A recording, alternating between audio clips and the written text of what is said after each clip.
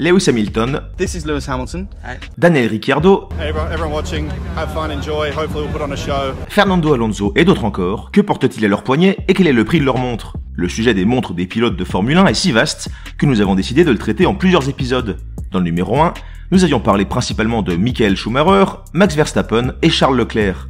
Aujourd'hui, on se concentre sur celui qui a égalé le record du nombre de titres mondiaux en 2020 et sur d'autres prodiges du circuit pour découvrir leur rapport à l'horlogerie et leur goût en la matière. On finira la vidéo en se penchant sur des montres qui ont subi des crashs absolument incroyables et qui semblent avoir survécu. Hey! Didn't see you there. That was so bad!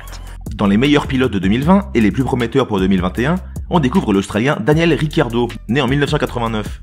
Avant de rouler pour McLaren, il faisait partie de l'écurie Renault, renommée Alpine récemment. Il était alors ambassadeur de la maison horlogère française Bell & Ross, qui est aussi en partenariat avec Renault Alpine, dont on reparlera plus tard. On a vu Daniel porter plusieurs modèles de la marque française, mais le plus souvent, il semble opter pour la BRX1 RS20, un chronographe squelette au boîtier carré en titane et céramique de 45 mm de côté, clairement inspiré du sport automobile et plus précisément de la Renault F1 conduite par l'équipe de F1 2020 et de la RS 2027 Concept Car. Cette montre est entraînée par le calibre BRCAL 313, basé sur le ETA 2894-2, que l'on peut voir en action grâce au cadran squelette et à travers le fond de boîte en verre saphir. Elle annonce une étanchéité à 100 mètres et est proposée sur un bracelet caoutchouc perforé, appuyant encore plus sur l'aspect montre de pilote. On retrouve d'ailleurs également très souvent cette belle pièce au poignet d'un autre pilote Renault Alpine, le français Esteban Ocon, né en 96. Il s'agit d'une édition limitée, à 250 pièces seulement, au prix catalogue de 19 900 €. Dans une interview de 2015, Daniel Ricciardo parlait de sa Rolex et de sa Audemars Piguet sur lesquelles nous reviendrons juste après, mais il évoquait aussi et surtout la montre de ses rêves, une Patek Philippe 5980 en or rose. Quelques années plus tard, on a pu découvrir qu'il avait réalisé son rêve. Plus classique mais aussi bien plus exclusif que sa Bell & Ross, on a en effet vu le pilote avec une Patek Philippe Nautilus 5980 1R en or rose avec un cadran chocolat, un chronographe à affichage sur un monocompteur de 60 minutes et 12 heures placé à 6 heures, avec un guichet de quantième à 3 heures. Une montre qui fait rêver de nombreux collectionneurs, tant pour son design intemporel que pour sa mécanique approchant la perfection. Elle est très difficile à se procurer et annonce un prix catalogue de 84 400 €. Elle se trouve d'occasion entre 150 et 180 000 €. La version en collaboration avec le revendeur Tiffany & Co, encore plus rare et convoitée, se vend elle au-dessus de 300 000 €. Le pilote porte également une Rolex Skydweller en or blanc. Lors de l'interview dont nous parlions plus tôt, il explique apprécier spécialement cette montre car il ne connaît personne d'autre qui la porte. C'était peut-être le cas en 2015, mais aujourd'hui, la Skydweller est bien plus répandue que cela.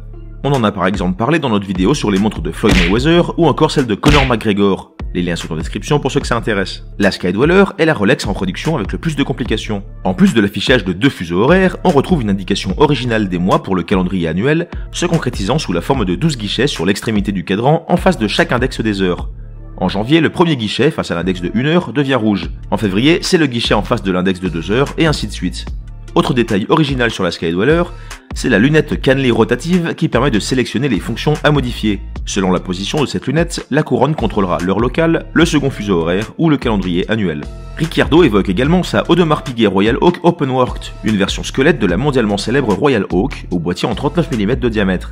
Il semble qu'il s'agisse d'un modèle en acier au cadran ajouré laissant le loisir d'observer les impressionnantes finitions effectuées à la main sur le mouvement automatique manufacture. Le modèle, offrant 60 heures de réserve de marche, n'est plus produit par la marque, mais se trouve d'occasion entre 80 et 100 000 €. La collection du pilote australien est assez vaste, puisqu'on l'a aussi vu avec une Tag Heuer Carrera calibre Heuer 01, et qu'il a également parlé de sa IWC Portugueser, un des modèles les plus reconnus de la marque helvétique basée dans la ville de Schaffhouse, en Suisse allemande.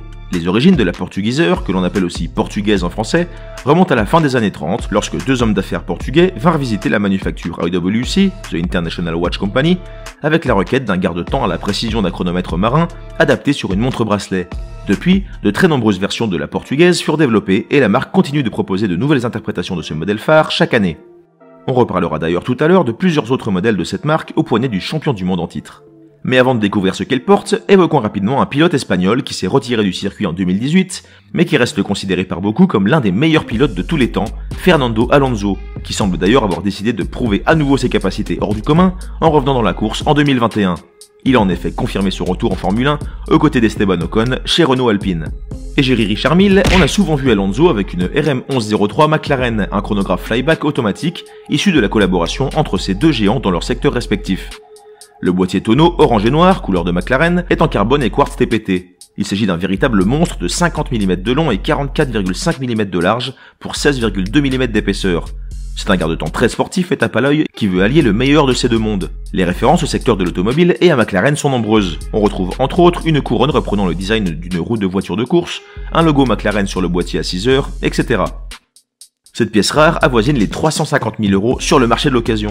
Mais Alonso a également sa propre version de la RM6702, une variante du prototype de Charles Leclerc dont on avait parlé dans notre premier épisode. Cette fois-ci avec un bracelet et un boîtier bleu, un contour de cadran jaune et des ponts alliant le rouge, le jaune et le bleu, en rappel aux couleurs du casque du pilote, dans une forme spécifiquement développée pour le modèle. Il s'agit d'une pièce unique assez incroyable que vous ne trouverez donc pas sur le marché. Il est maintenant temps de se pencher sur l'incroyable champion du monde en titre qui a égalé le record du nombre de titres mondiaux en 2020, Lewis Hamilton. Mais juste avant, si vous voulez nous soutenir, n'oubliez pas de vous abonner et de liker la vidéo, ça nous aide vraiment à produire du nouveau contenu. Et dites-nous aussi en commentaire quel sujet vous aimeriez que l'on traite pour les prochaines vidéos. Né en 1985 en Grande-Bretagne, l'anglais Lewis Hamilton rappelle encore aux nouvelles générations qui est le patron, plus de 12 ans après son premier titre de champion du monde en 2008. Roulant pour Mercedes AMG Petronas depuis 2013, il est souvent vu avec des garde-temps de chez IWC Schaffhausen, la maison qui sponsorise l'écurie. C'est d'ailleurs également le cas du Finlandais Valtteri Bottas qui a rejoint l'équipe en 2016. Le modèle avec lequel on voit ces deux mastodontes du milieu le plus souvent est le IWC chronographe ingénieur. Contrairement au Richard Mille dont on reparlera juste après, ce chronographe n'est pas conçu pour surmonter les conditions inhumaines dans lesquelles les pilotes de F1 évoluent pendant les courses. Mais pour continuer à promouvoir le modèle sur les circuits, sans endommager les montres, IWC a trouvé le parfait compromis en imprimant un visuel du chronographe sur les gants des pilotes. Une preuve d'un marketing innovant et simple, mais diablement efficace. En dehors des circuits, Hamilton et Bottas optent aussi pour quelques IWC. Ils sont par exemple souvent vus portant la IWC Ingénieur Chronograph Sports Edition 50th Anniversary of Mercedes AMG. Un modèle sorti en 2017 au boîtier en titane de 44,3 mm de diamètre pour 15,9 mm d'épaisseur, entraîné par le calibre 89-361. Un mouvement de chronographe flyback automatique manufacture, offrant 68 heures de réserve de marche et définition très travaillée. Il est équipé de verre saphir au-dessus du cadran argenté et sur le fond de boîte, annonce une étanchéité à 12 ATM et est proposé sur un bracelet en cuir noir. Une édition limitée à 250 pièces qui se trouve parfois d'occasion aux alentours de 11 000 €. On peut également évoquer l'ingénieur chronographe Lewis Hamilton, une autre édition limitée à 250 pièces, plus sportive avec un cadran en carbone noir sorti en 2014. Le boîtier est un peu plus imposant que le modèle précédent avec 45 mm de diamètre, mais on garde le même calibre, les mêmes caractéristiques et un prix similaire sur le marché de l'occasion. Hamilton a aussi régulièrement été spoté avec de nombreuses versions de la IWC Big Pilot et en 2019, on a découvert la Big Pilot calendrier perpétuel édition Lewis Hamilton. Celle-ci nous offre un impressionnant boîtier en céramique noire de 46,5 mm et 15,5 mm d'épaisseur. C'est le calibre 52-61-5 qui l'entraîne, un mouvement manufacture automatique avec fonction de calendrier perpétuel et phase de lune, offrant pas moins de 168 heures de réserve de marche, que l'on peut voir évoluer grâce à un indicateur à 3 heures. Son cadran bordeaux au détail en or rouge se marie parfaitement avec le bracelet en tissu bordeaux lui aussi et avec la couronne en or rouge 18 carats.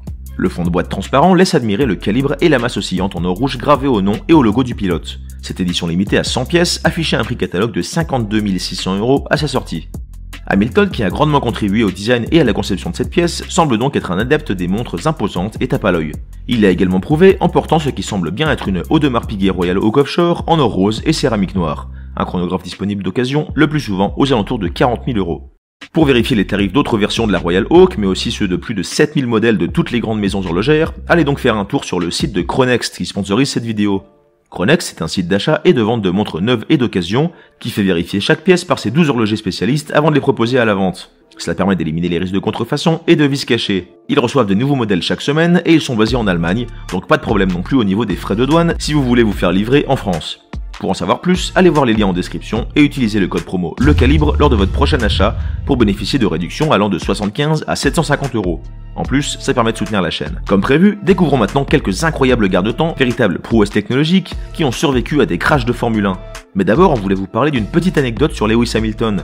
D'après sa collection, on peut estimer qu'il s'intéresse de près à l'horlogerie. Pourtant, en 2017, il a porté plainte contre la maison horlogère Hamilton, qui fait partie du Swatch Group, pour s'opposer à l'enregistrement en Europe de la marque Hamilton International.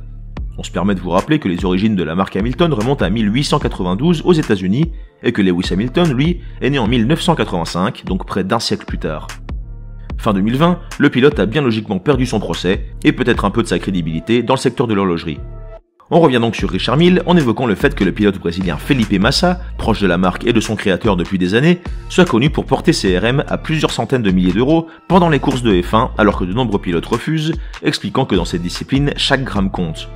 Les pilotes ont d'habitude l'interdiction de porter des objets superflus, comme les montres, dans le cockpit, mais les Richard Mille ne pesant que quelques grammes, il semble qu'elles ne tombent pas sous le coup de cette réglementation. En 2009, Felipe Massa a subi un crash violent lors du Grand Prix de Hongrie. Sur les images montrant son extraction du véhicule, on peut voir qu'il porte toujours sa Richard Mille RM11 signature au poignet. En 2015, le franco-suisse Romain Grosjean a lui aussi été au cœur d'un crash assez impressionnant lors d'un Grand Prix en Russie. Dans une interview quelques années plus tard, il explique avoir subi un choc équivalent à 40 G, et il confirme que sa Richard Mille a survécu. Plus récemment, en fin d'année 2020, Grosjean fut à nouveau victime d'un crash d'une violence inouïe, considéré comme l'un des accidents sportifs les plus impressionnants de ces dernières années. À sa sortie des flammes, on a très clairement pu le voir porter son pro-modèle de la RM5001. La rumeur raconte qu'elle aussi serait toujours en état de marche. Évidemment, les crashs en question n'avaient pas de rapport avec le fait de porter une montre, mais on peut être amené à se demander si elles ne constituent pas des risques additionnels, que ce soit pour l'éventualité de rendre plus difficile la sortie d'un véhicule par le pilote en se bloquant quelque part, pour le risque de blessure en heurtant la montre suite à la violence des chocs, la possibilité qu'elle se détache et soit projetée à une vitesse folle parmi les débris, etc. Dites-nous ce que vous en pensez en commentaire. En tout cas, les pilotes semblent bel et bien confirmer le fait que ces modèles étaient encore en état de marche après ces chocs à des vitesses absolument considérables. Un axe marketing fort pour la marque qui se veut au top de la résistance et de la fiabilité. Laquelle de ces mondes de pointure de la Formule 1 est votre préféré? Donnez-nous les noms des pilotes que vous voulez voir dans notre prochain épisode. On vous met ici à gauche un autre épisode de Watchspotting et à droite une vidéo qui devrait vous plaire. Merci de votre soutien et à très vite sur lecalibre.com.